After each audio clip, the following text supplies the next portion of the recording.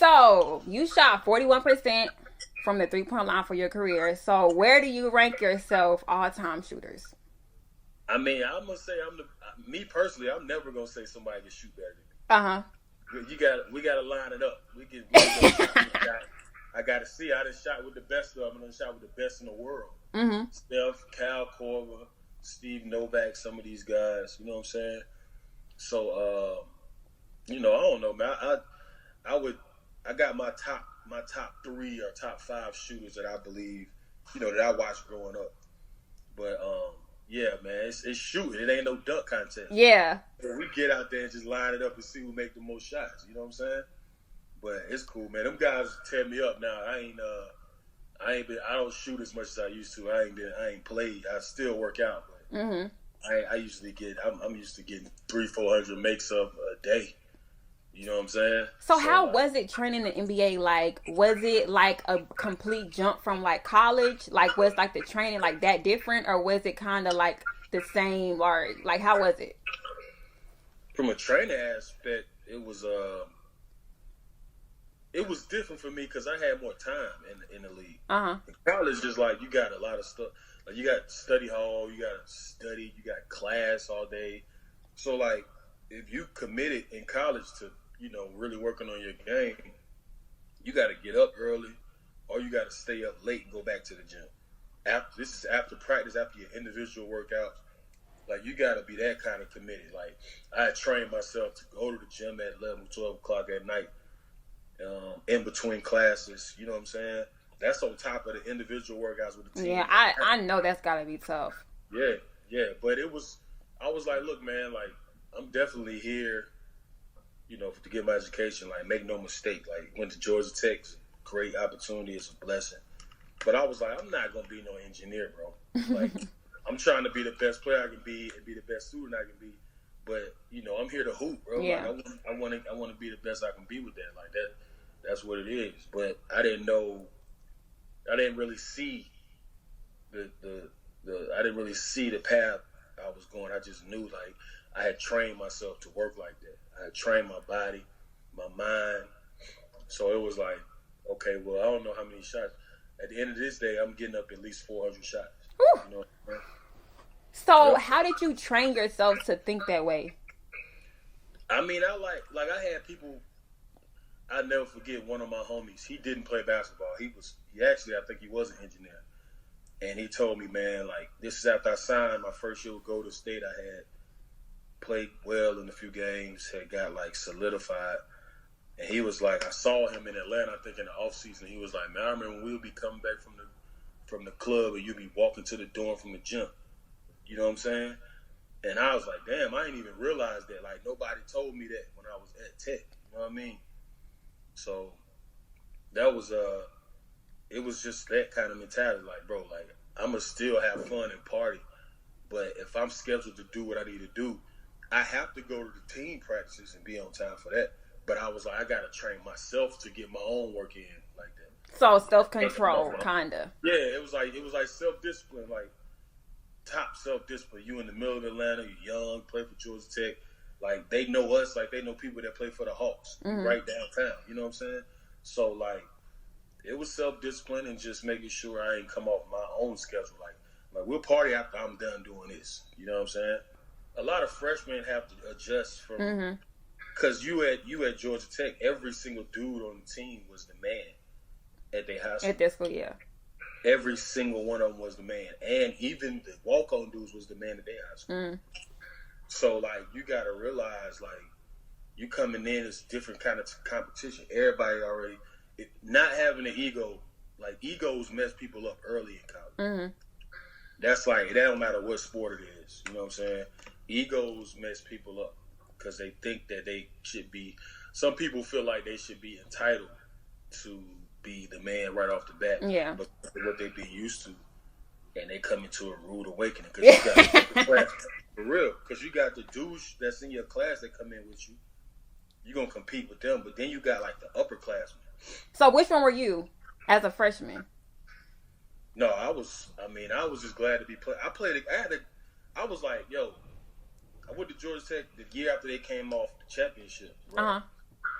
So it was like Jared Jack, Will Bynum, and Ishmael Muhammad, B.J. Elder. Oh, wow. So them dudes was all like, I mean, Will and Jared played in the league. Ishmael and BJ were like NBA talents for sure. They had ran by some injuries and stuff or whatever.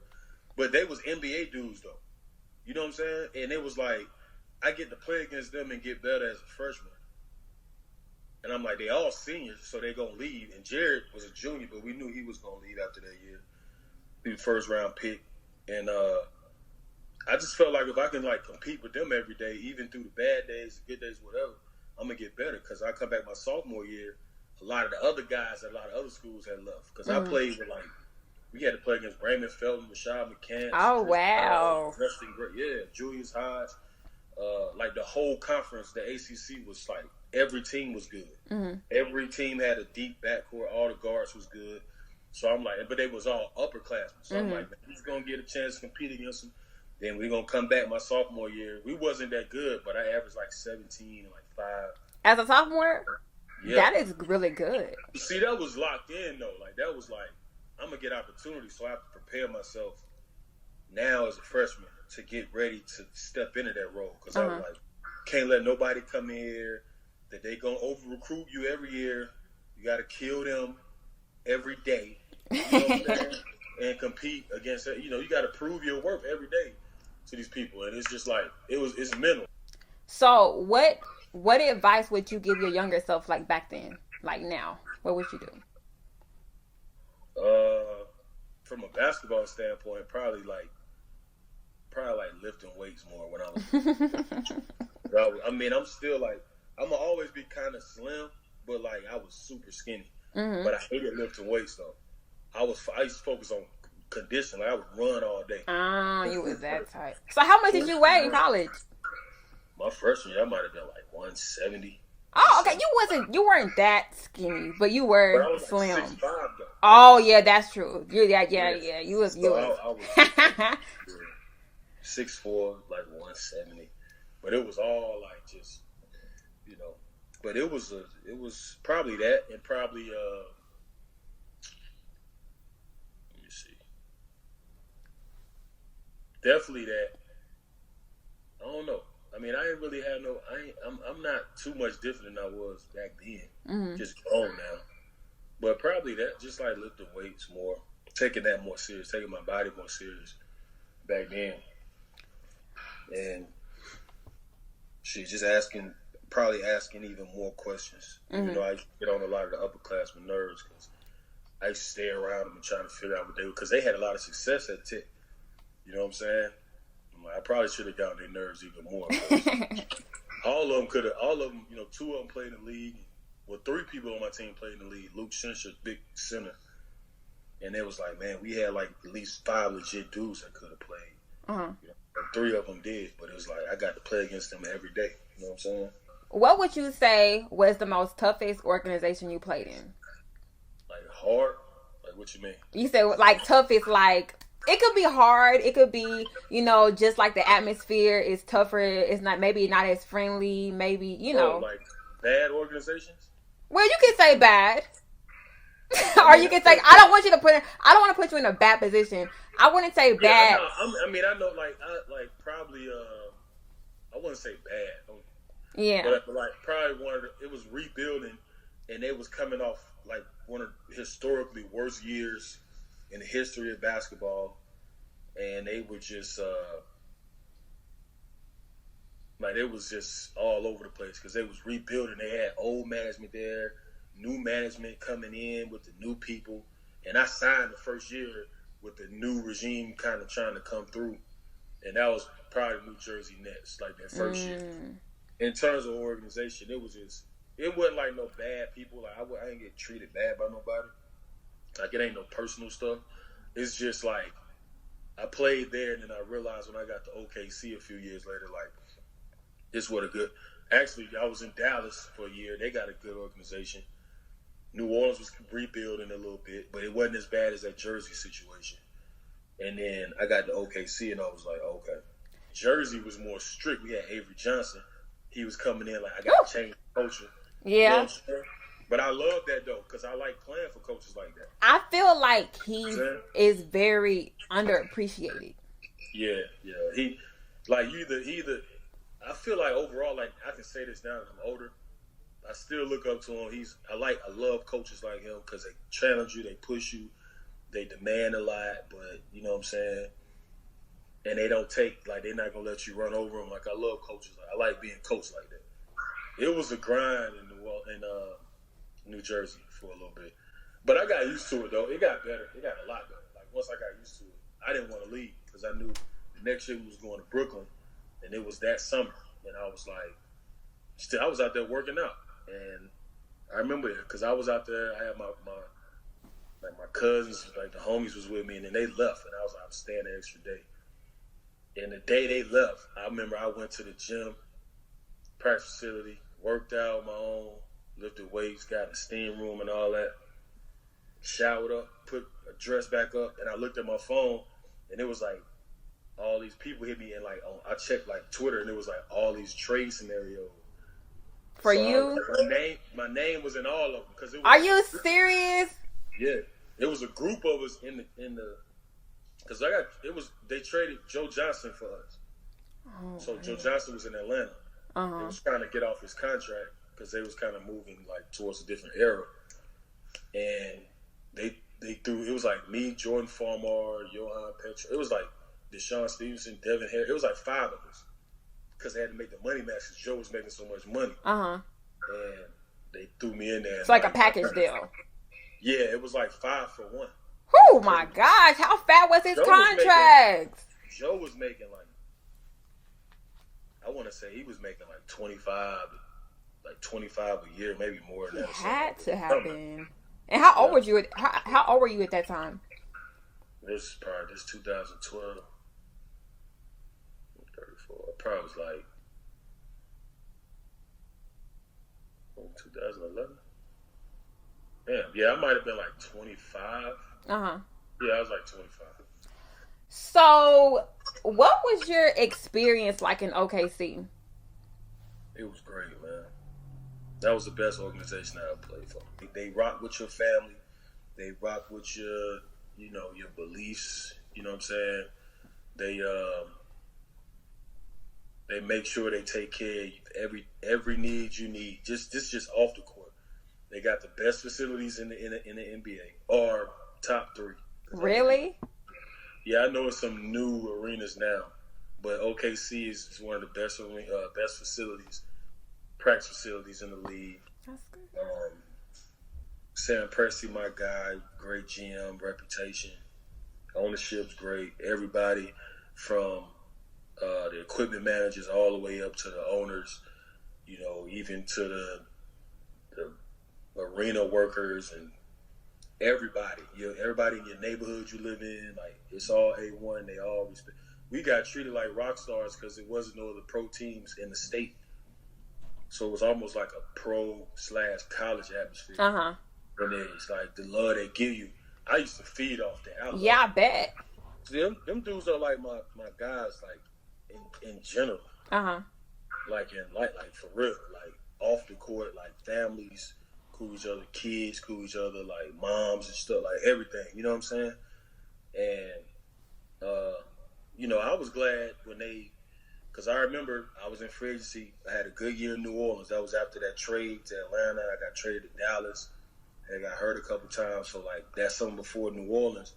I got signed in New Orleans for 1 year. I was really locked in. So I was like, had a good year. Finished the season like top 4 in 3-point percentage. So I knew I was going to have some leverage and some offers coming in. And I remember OKC, like, I had finished working out one morning. This is in the off season. And I went outside. My agent called me. I got in my car, about to go home. He was like, yo, what you doing tonight? I'm like, nothing. I thought he was coming to Charlotte. Uh-huh. He was like, can you get to Atlanta? I was like, yeah. He said, well, OKC going to fly you here.